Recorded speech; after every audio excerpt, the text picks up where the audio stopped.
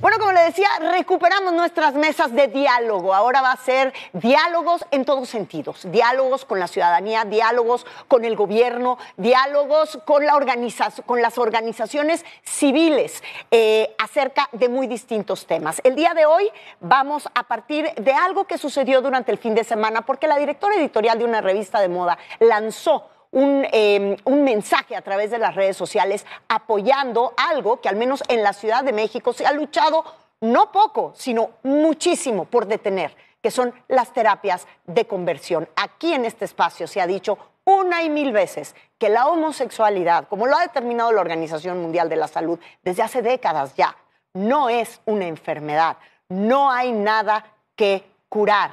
Las terapias de conversión son un delito. Pero, ¿qué son exactamente? ¿En qué consisten?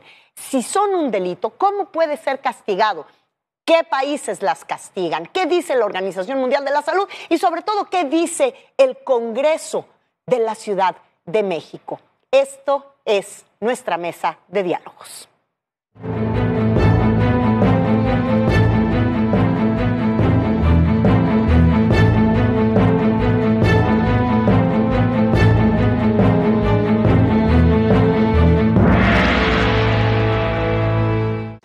Me da muchísimo gusto darle la bienvenida el día de hoy a varios personajes que son fundamentales en la discusión, la polémica y la creación de leyes en torno a lo que son las terapias de conversión. Comienzo con Temístocles Villanueva, diputado del Partido de Morena en el Congreso de la Ciudad de México. Bienvenido. Buenos días, Mónica. Temístocles. Gracias. Armando Ocampo, comisionado ejecutivo de atención a víctimas del Gobierno de la Ciudad de México. Gracias, Armando.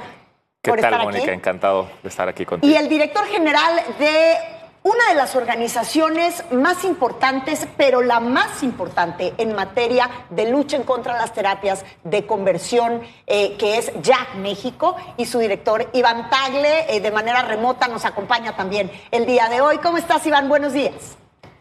Buenos días, saludos desde La Paz, Baja California. Un gusto estar con ustedes. Muchísimas gracias a los tres por acompañarnos el día de hoy. Y bueno, la mesa de hoy tiene como función informar, nuevamente recordar qué son las terapias de conversión, porque ya es un tema que hemos tocado ampliamente en este espacio.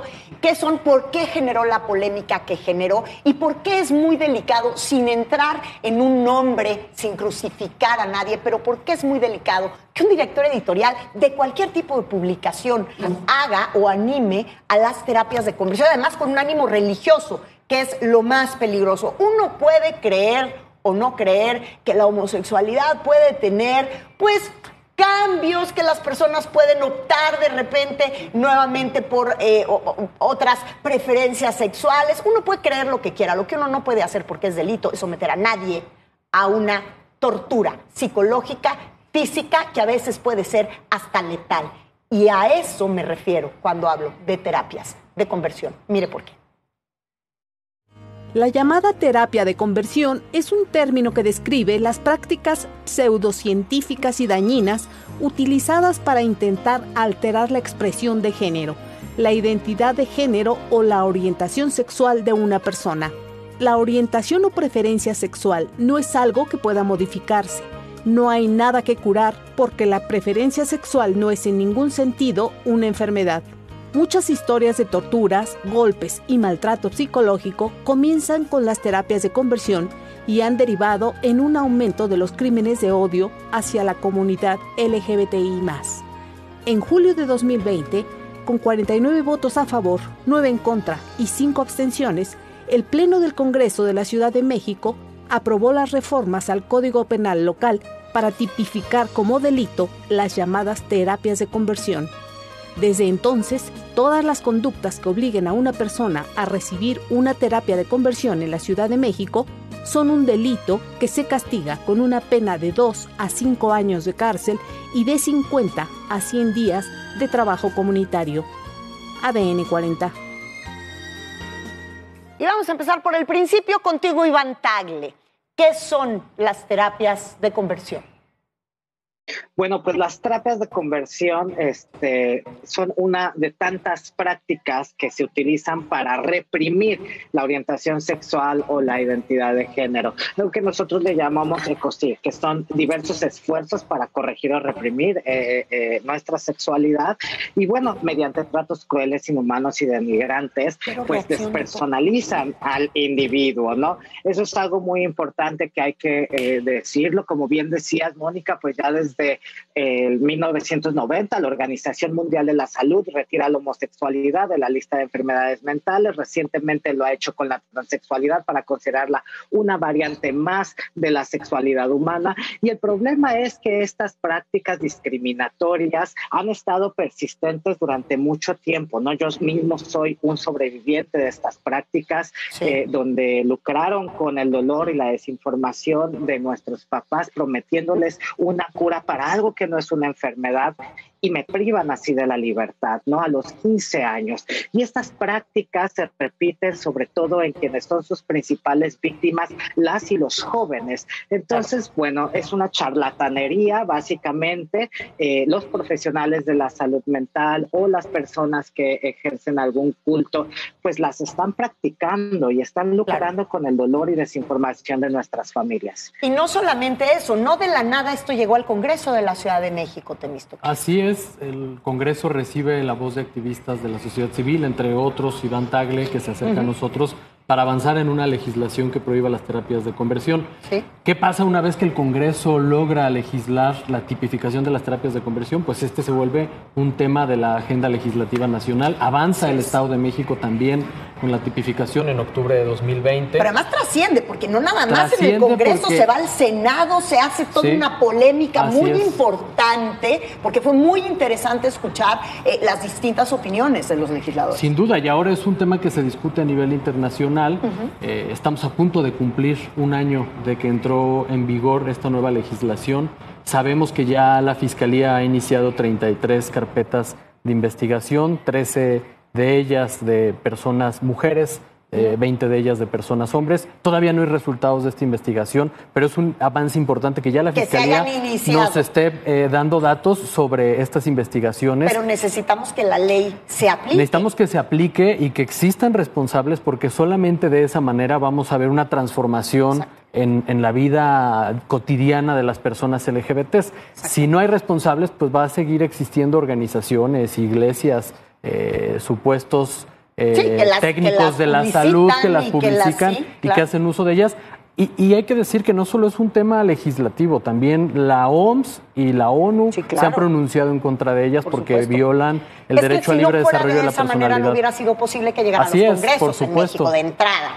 Armando, en cuanto a la Comisión de Atención a Víctimas, ¿qué pasa cuando la comisión, y te preguntaría, ¿ya la comisión ha recibido alguna víctima que llegue a denunciar una práctica de esta naturaleza? Hemos generado ya la orientación jurídica, es decir, precisamente generar el acompañamiento tanto de tipo psicosocial como jurídico. Sí. Precisamente Temístocles ya adelantaba que son estas 33 carpetas de investigación, que además de ser un delito, pues es una violación a derechos humanos. Es decir, estamos hablando de una afronta del primer artículo que tiene la Constitución Federal, que es el primero con el 22, en el sentido de que es tortura, es un trato cruel, inhumano y degradante que justo atenta en contra de la integridad física, psicológica y el libre desarrollo de la personalidad en ese sentido de las personas. Ahora, por parte de la Comisión lo que nos corresponde es el acompañamiento de tipo psicosocial, jurídico y, desde luego, en su caso, generar planes de restitución y de reparación integral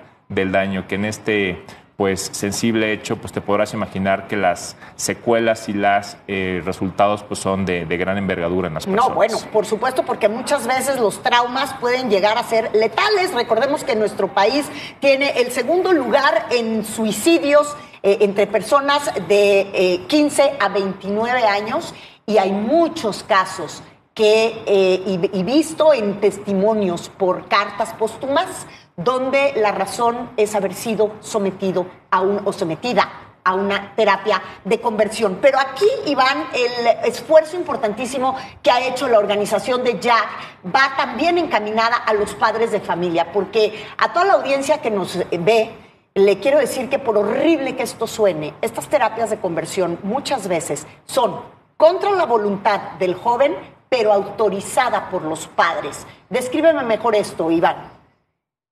Así es, pues, como bien lo decía hace un momento, pues lucran con la desinformación y el dolor de nuestras familias cuando se enteran quiénes somos y a quiénes amamos, ¿no?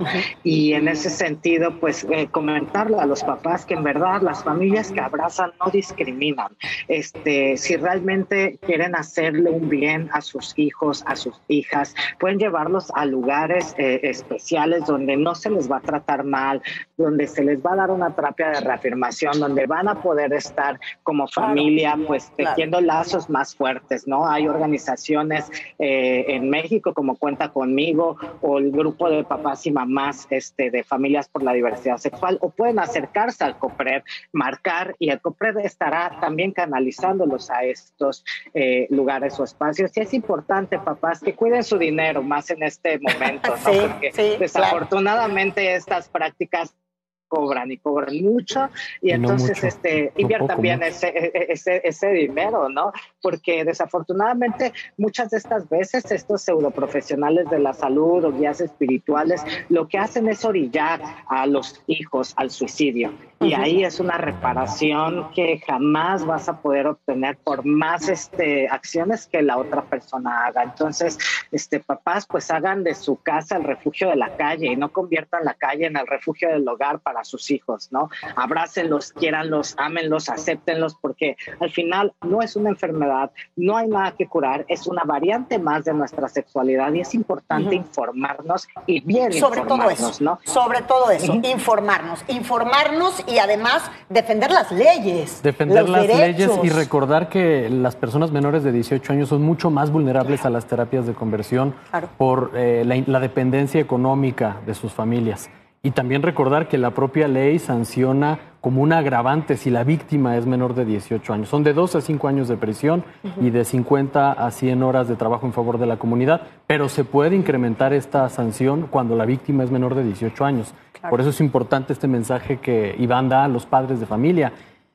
Muchas veces, Armando, una víctima, y tú lo sabes muy bien, está alienada por sus padres, por el propio pseudoterapeuta. ¿Qué hace, por ejemplo, la comisión cuando recibe un caso de esta naturaleza donde hay que negociar con esta alienación? Es muy complicado. Yo no diría negociar, hay que más bien asistir a la persona para que a través de un ejercicio legítimo de su personalidad pueda tener los fundamentales de vida y afrontar la tortura y la agresión, porque muchas veces las víctimas no identifican. No, y se van a sentir culpables de la sanción a la que va a ser sometida su madre o su padre. Ese es un tema importante, ¿no? O cuando se ejerce esta línea jerárquica precisamente de papás, mamás, o inclusive agrupaciones de tipo también religiosos o de otro tipo. Entonces, sin embargo, se persigue por querella. Esto quiere decir que si se inicia la investigación y después la familia decide abandonar este tipo de prácticas, se puede desistir. Se puede desistir el denunciante. Eso es lo grave. Eso es lo grave, pero también es importante que el menor que está preocupado porque sus papás lo quieran someter, obligar a una terapia de conversión, se anime a denunciar, por lo menos para frenar esta práctica, y después se puede desistir. Pero yo quisiera aclarar ahí, no necesariamente el papá, la mamá, ellos también pueden ser objeto de engaño. Sin duda. Por supuesto. Por de supuesto. Que creyendo o bajo una apariencia haciendo uso de la ignorancia. De la falta de información. Por supuesto, también sobre eso has trabajado tú, Iván, bastante. Sí, y dejarlo muy claro, en realidad no son los papás a los que uno busca meter o acusar o denunciar. No, aquí es algo muy importante que tenemos que poner sobre la mesa. Estas legislaciones van dirigidas para las personas que ofrecen esta práctica. Es decir, si tú vas a un consultorio psicológico y la persona le ofrece a tus papás que mediante la privación de la libertad, mediante tratos crueles o cualquier trato que pretenda reprimir tu sexualidad, el problema es de quien está ofreciendo esa práctica, y los papás son víctimas de estas personas. Aquí hay que dejarlo muy claro, los papás en la mayoría de los casos son las víctimas de estas personas que a través de esta charlatanería nuevamente están lucrando con el dolor y desinformación, ¿no? Estás tocando un tema medular para Armando Campo, porque a veces tú recibes una denuncia, fíjate, cuando el victimario pasa a ser víctima también. ¿Cómo se resuelve eso? Qué complicado. Muy seguido me pasa. Pero aquí principalmente y siempre la manera en cómo afronto este tipo de casos es hay que atender a la integridad de las personas. Sí. Y es justo por parte nuestra el acompañamiento psicosocial, que es que la propia persona afectada se dé cuenta que fue agredida, porque también son engañadas, o con la presión o la culpabilidad. Muchas veces se piensa que debe existir la víctima perfecta y eso es totalmente falso, ¿no? Claro. ¿A qué voy con esto? En que las personas son subsumidas en un círculo de violencia que no se dan cuenta, claro, en serio, que son precisamente el objeto del delito, e inclusive los papás, las mamás, también son objeto de engaños. Sí. Y yo agregaría, también la legislación va para, de existir este delito, la disolución de esas agrupaciones, porque también están obteniendo un lucro. Un beneficio y es claramente un fraude y charlatanería. Y muy grande, No Temístocles. existe evidencia científica de que estas prácticas... Pero sí existe evidencia de negocio, ¿eh? Ah, por supuesto. Totalmente. Es redituable. Y es muy grande, ¿no? No es solamente un tipo de práctica que busca imponer una forma de percibir el mundo, también es un negocio, eso hay que decirlo de manera clara. Sí. Es un fraude, es una charlatanería. Tengo 20 segundos para cada uno para despedir esta mesa. Interesante el día de hoy, sobre todo para todos los padres de familia y jóvenes que nos estén viendo. Iván Tagle, 20 minutos para concluir. 20 segundos, perdón. Perfecto. Yo dije, claro, ahorita aviento toda una ponencia, pero no, yo creo que es muy importante, sobre todo que tenemos a personas del gobierno de la Ciudad de México, que creo que una de las medidas importantes, sobre todo en este caso donde una persona jefa editora de una gran revista hace estas declaraciones, que más allá de una disculpa pública existan por parte de las empresas cuando cometen un error, que exista una reparación integral del daño. ¿Y qué es eso? ¿Qué buscamos todas y todos? De la misma forma en la que se difundió esa información falsa que le llega a nuestros papás y nuestros papás nos someten a este tipo de prácticas, es la misma forma en que la empresa tendría que tomar acción específica para resarcir el daño. Y todos los demás, por eso estamos aquí el día de hoy. Claro, así es. Sí. Claro, y felicidades a ADN 40 y a ti siempre has sido una gran aliada en estos temas, ¿no? Pero es importante que estas empresas generen acciones específicas para combatir las trampas de conversión, ¿no? Y en ese sentido agradezco mucho el apoyo de todas y todos los aliados que salieron a hablar, a denunciar y a señalar estos discursos, y eso es algo que tenemos que hacer en nuestro país. Realmente estar aliado de la comunidad es tomar acción, y tomar acción a veces implica justo señalar esos discursos y decir, eso que estás diciendo es incorrecto y no se puede hacer más en nuestro país. Yo creo que fue sobre todo una oportunidad para volver a poner el tema sobre la mesa en el mes del orgullo. Además, Armando. Quiero aprovechar estos 20 segundos. En el caso de personajes de proyección pública, como es tu caso, sin satanizar a otras personas, cuando discriminan y lo hacen atrás de un micrófono, además de que es discriminación, ya es un discurso de odio. Cuidado. Será mi llamado atento a que es doblemente grave que cuando discriminas, excluyes, dejas en razón de orientación sexual, expresión e identidad de género como personaje con proyección pública, además realizas un discurso de odio. Indudablemente. Temístocles bien. Esto abre sin duda un debate que ya existe y es: ¿la libertad de expresión puede ser utilizada para promover el discurso de odio? Por supuesto que no.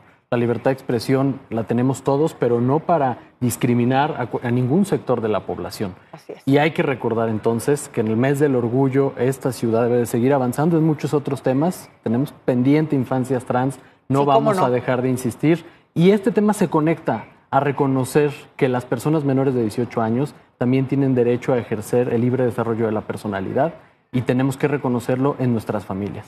Lo único que puede salvarnos de la ignorancia, y en muchos casos esta ignorancia lo único que logra es no salvar la vida, lo único que puede salvarnos de incurrir en un error que siga matando jóvenes en este sentido. No olvidemos que México sigue teniendo el segundo lugar en crímenes por homofobia en América Latina. Eso no es algo de lo que nos tengamos que sentir orgullosos, sino todo lo contrario. Tenemos mucho camino que recorrer. La Ciudad de México ha sido punta de lanza en ese sentido. No podemos permitir que esto se detenga y la única manera que nos puede salvar es informándonos, como lo estamos haciendo el día de hoy. Les agradezco muchísimo a los tres por haber aceptado esta invitación esta mañana y nosotros seguimos con más temas de diálogos.